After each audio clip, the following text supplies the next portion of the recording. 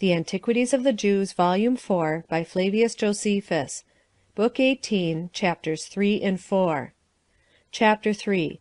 Sedition of the Jews against Pontius Pilate, concerning Christ, and what befell Paulina and the Jews at Rome.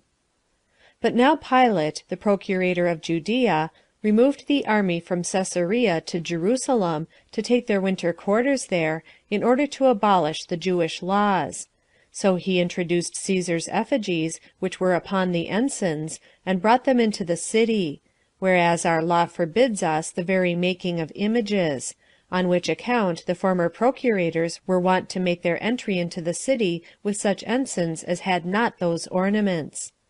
Pilate was the first who brought those images to Jerusalem, and set them up there, which was done without the knowledge of the people, because it was done in the night time.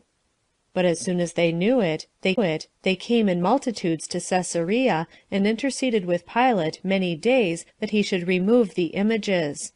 And when he would not grant their requests, because it would tend to the injury of Caesar, while yet they persevered in their request, on the 6th day he ordered his soldiers to have their weapons privately, while he came and sat upon his judgment seat, which seat was so prepared in the open place of the city, that it concealed the army that lay ready to oppress them.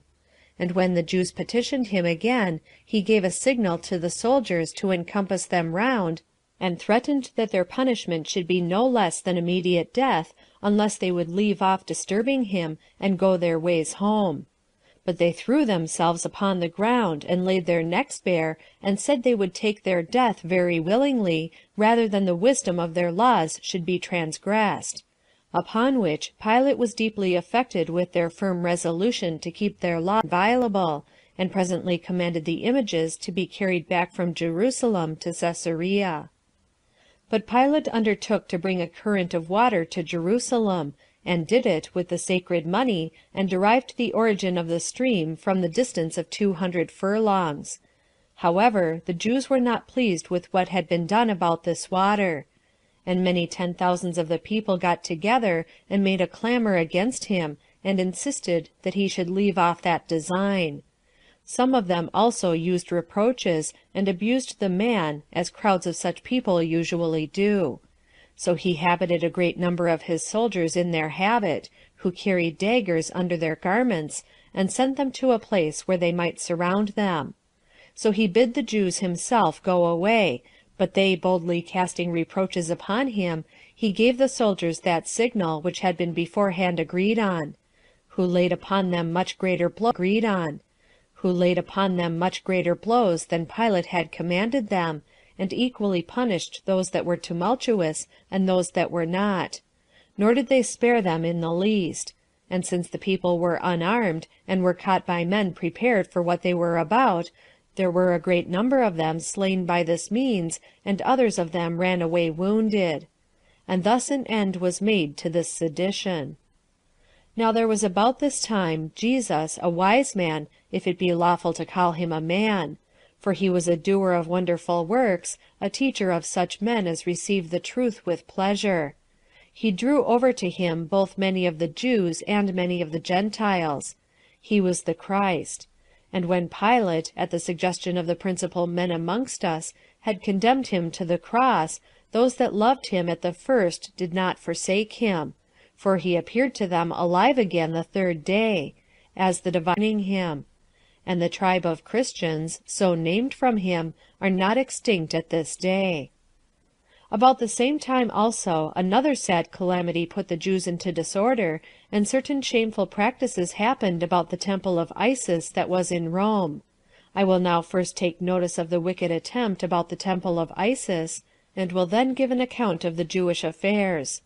There was at Rome a woman whose name was Paulina, one who, on account of the dignity of her ancestors, and by the regular conduct of a virtuous life, had a great reputation. She was also very rich, and although she was of a beautiful countenance, and in that flower of her age wherein women are the most gay, yet did she lead a life of great modesty. She was married to Saturninus, one that was in every way answerable to her in an excellent character. Decius Mundus fell in love with this woman, who was a man. Decius Mundus fell in love with this woman, who was a man very high in the equestrian order, and as she was of too great dignity to be caught by presents, and had already rejected them, though they had been sent in great abundance, he was still more inflamed with love to her, insomuch that he promised to give her 200,000 Attic drachmae for one night's lodging. And when this would not prevail upon her, and he was not able to bear this misfortune in his amours, he thought it the best way to famish himself to death for want of food on account of Paulina's sad refusal, and he determined with himself to die after such a manner, and he went on with his purpose accordingly. Now Mundus had a freedwoman, who had been made free by his father, whose name was Ide, one skillful in all sorts of mischief. This woman was very much grieved at the young man's resolution to kill himself, and came to him, and encouraged him by her discourse, and made him to hope, by some promises she gave him, that he might obtain a night's lodging with Paulina. And when he joyfully hearkened to her entreaty, she said she wanted no more than 50,000 drachmae for the entrapping of the woman. So when she had encouraged the young man, and gotten as much money as she required, she did not take the same methods as had been taken before, because she perceived that the woman was by no means to be tempted by money. But as she knew that she was very much given to the worship of the goddess Isis, she devised the following stratagem. She went to some of Isis's priests, and upon the strongest assurances of concealment, she persuaded them by words, but chiefly by the offer of money, of 25,000 drachmae in hand, and as much more when the thing had taken effect, and told them the passion of the young man, and persuaded them to use all means possible to beguile the woman. So they were drawn in to promise so to do, by that large sum of gold they were to have. Accordingly, the oldest of them went immediately to Paulina, and upon his admittance he desired to speak with her by herself. When that was granted him, he told her that he was sent by the god Anubis, who was fallen in love with her, and enjoined her to come to him. Upon this she took the message very kindly, and valued herself greatly upon this condescension of Anubis, and told her husband that she had a message sent her, and was to sup and lie with Anubis. So he agreed to her acceptance of the offer, as fully satisfied with the chastity of his wife. Accordingly, she went to the temple, and after she had supped there, and it was the hour to go to sleep, the priest shut the doors of the temple, when, in the holy part of it, the lights were also put out. Then did Mundus leap out, for he was hidden therein, and did not fail of enjoying her, who was at his service all the night long, as supposing he was the god. And when he was gone away, which was before those priests who knew nothing of this stratagem were stirring, Paulina came early to her husband, and told him how the god Anubis had appeared to her.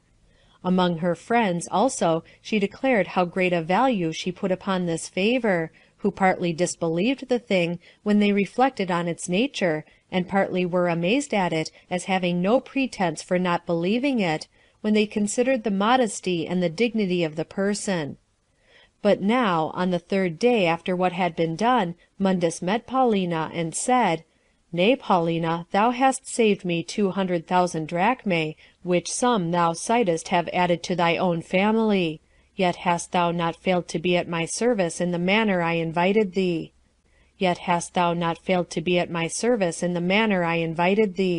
As for the reproaches thou hast laid upon Mundus, I value not the business of names, but I rejoice in the pleasure I reaped by what I did, while I took to myself the name of Anubis.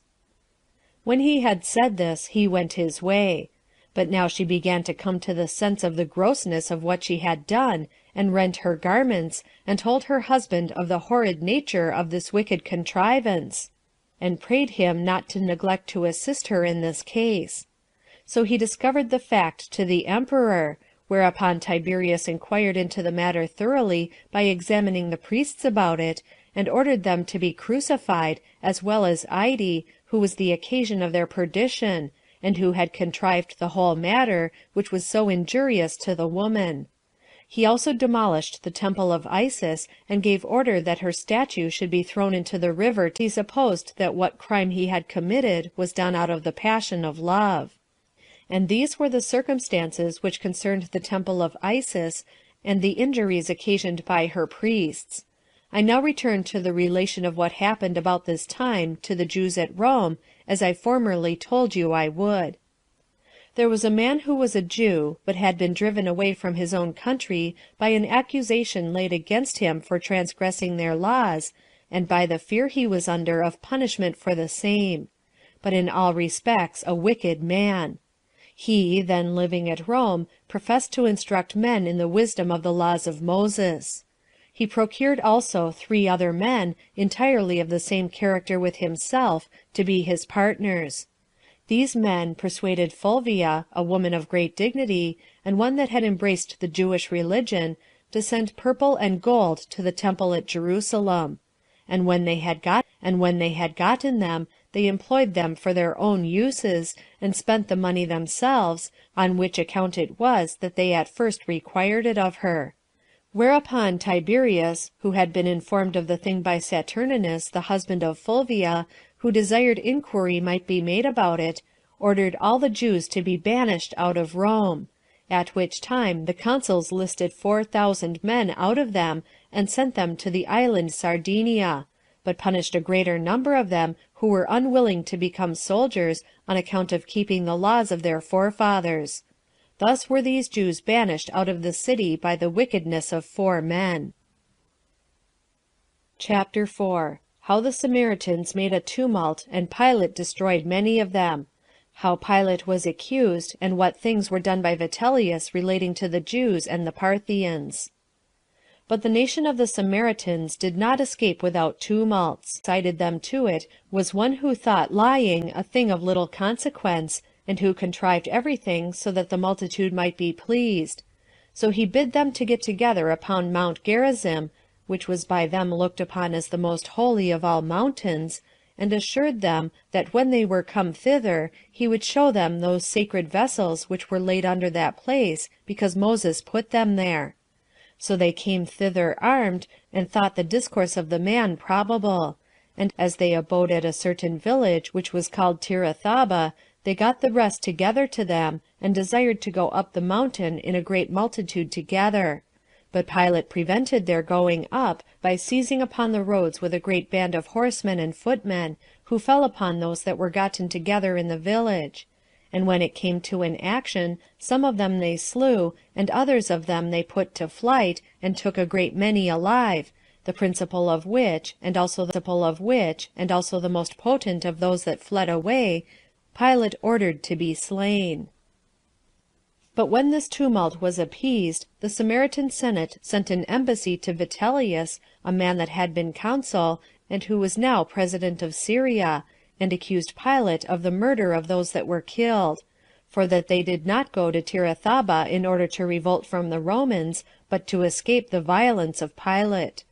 So Vitellius sent Marcellus, a friend of his, to take care of the affairs of Judea, and ordered Pilate to go to Rome to answer before the emperor to the accusations of the Jews. So Pilate, when he had tarried 10 years in Judea, made haste to Rome, and this in obedience to the orders of Vitellius, which he durst not contradict. But before he could get to Rome, Tiberius was dead. But Vitellius came into Judea, and went up to Jerusalem. It was at the time of that festival which is called the Passover. Vitellius was there magnificently received, and released the inhabitants of Jerusalem from all the taxes upon the fruits that were bought and sold, and gave them leave to have the care of the high priest's vestments, with all their ornaments, and to have them under the custody of the priests in the temple, which power they used to have formerly, although at this time they were laid up in the tower of Antonia, the citadel so called, and that on the occasion following. There was one of the high priests, named Hyrcanus, and as there were many of that name, he was the first of them. This man built a tower near the temple, and when he had so done, he generally dwelt in it, and had these vestments with him, because it was lawful for him alone to put them on, and he had them there reposited when he went down into the city, and took his ordinary garments. Done by his sons, and by their sons after them. But when Herod came to be king, he rebuilt this tower, which was very conveniently situated, in a magnificent manner. And because he was a friend to Antonius, he called it by the name of Antonia. And as he found these vestments lying there, he retained them in the same place, as believing that while he had them in his custody, the people would make no innovations against him. The like to what Herod did was done by his son Archelaus, who was made king after him; after whom the Romans, when they entered on the government, took possession of these vestments of the high priest, and had them reposited in a stone chamber, under the seal of the priests, and of the keepers of the temple, the captain of the guard lighting a lamp there every day. And 7 days before a festival they were delivered to them by the captain of the guard, when the high priest having purified them, and made use of them, laid them up again in the same chamber where they had been laid up before, and this the very next day after the feast was over. This was the practice at the 3 yearly festivals, and on the fast day.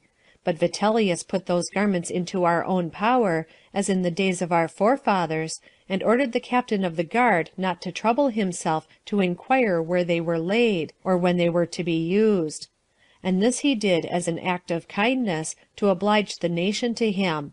Besides which, he also deprived Joseph, who was also called Caiaphas, of the high priesthood, and appointed Jonathan the son of Ananus, the former high priest, to succeed him. After which he took his journey back to Antioch. Moreover, Tiberius sent a letter to Vitellius, and commanded him to make a league of friendship with Artabanus, the king of Parthia. For while he was his edified him, because he had taken Armenia away from him, lest he should proceed further, and told him he should no otherwise trust him than upon his giving him hostages, and especially his son Artabanus. Upon Tiberius's writing thus to Vitellius, by the offer of great presents of money, he persuaded both the king of Iberia and the king of Albania to make no delay, but to fight against Artabanus. And although they would not do it themselves, yet did they give the Scythians a passage through their country, and opened the Caspian gates to them, and brought them upon Artabanus. So Armenia was taken again from the Parthians, and the country of Parthis was filled with war, and the principal of their men were slain, and all things were in disorder among them. The king's son also himself fell in these wars, together with many 10,000 of his army. Vitellius had also sent such sums of money to Artabanus's father's kinsmen and friends, that he had almost procured him to be slain by the means of those bribes which they had taken. And when Artabanus perceived that the plot laid against him was not to be avoided, because it was laid by the principal men, and those a great many in number, and that it would certainly take effect, when he had estimated the number of those that were truly faithful to him, as also of those who were already corrupted, but were deceitful in the kindness they professed to him, and were likely, upon trial, to go over to his enemies, he made his escape to the upper provinces, where he afterwards raised a great army out of the Dahe and Sacre, and fought with his enemies, and retained his principality. When Tiberius had heard of these things, he desired to have a league of friendship made between him and Artabanus. And when, upon this invitation, he received the proposal, Artabanus and Vitellius went to Euphrates, and as a bridge was laid over the river, they each of them came with their guards about them, and met one another on the midst of the bridge. And when they had agreed upon the terms of peace, Herod the Tetrarch erected a rich tent on the midst of the passage, and made them a feast there. Artabanus also, not long afterward, sent his son Darius as an hostage, with many presents, among which there was a man 7 cubits tall, a Jew he was by birth, and his name was Eleazar, who for his tallness was called a giant. After which Vitellius went to Antioch, and Artabanus to Babylon. But Herod the Tetrarch, being desirous to give Caesar the first information that they had obtained hostages, sent posts with letters, wherein he had accurately described all the particulars, and had left nothing for the consular Vitellius to inform him of. But when Vitellius's letters were sent, and Caesar had let him know that he was acquainted with the affairs already, because Herod had given him an account of them before, Vitellius was very much troubled at it, and supposing that he had been thereby a greater sufferer than he really was, he kept up a secret anger upon this occasion, till he could be revenged on him, which he was after Caius had taken the government. About this time it was that Philip, Herod's brother, departed this life, in the 20th year of the reign of Tiberius, after he had been tetrarch of Trachonitis and Gaulanitis, and of the nation of the Bataneans also, 37 years. He had showed himself a person of moderation and quietness in the conduct of his life and government. He constantly lived in that country which was subject to him. He used to make his progress with a few chosen friends. His tribunal also, on which he sat in judgment, followed him in his progress. And when any one met him who wanted his assistance, he made no delay, but had his tribunal set down immediately, wheresoever he happened to be, and sat down upon it, and heard his complaint. He there ordered the guilty that were convicted to be punished, and absolved those that had been accused unjustly. He died at Julias. And when he was carried to that monument which he had already erected for himself beforehand, he was buried with great pomp. His principality Tiberius took, for he left no sons behind him, and added it to the province of Syria, but gave order that the tributes which arose from it should be collected and laid up in his tetrarchy. End of Book 18, chapters 3 and